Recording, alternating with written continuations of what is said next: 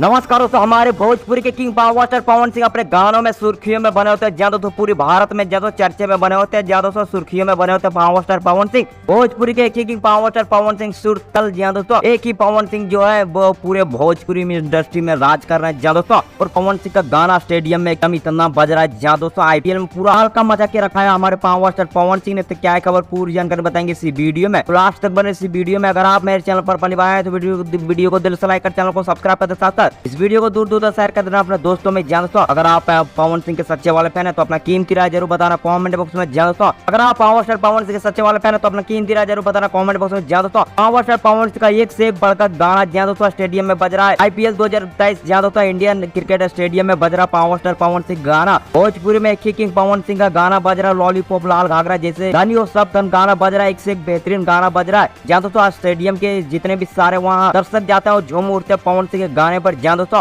और बहुत ही बवाल और बहुत ही धमाका हो रहा है आईपीएल स्टेडियम में। जहाँ दोस्तों आप लोग को क्या मानना नीचे कमेंट बताइए। बाकी मैं मिलूंगा आप लोगों से नेक्स्ट वीडियो में, तब तक जय हिंद, वंदे मातरम।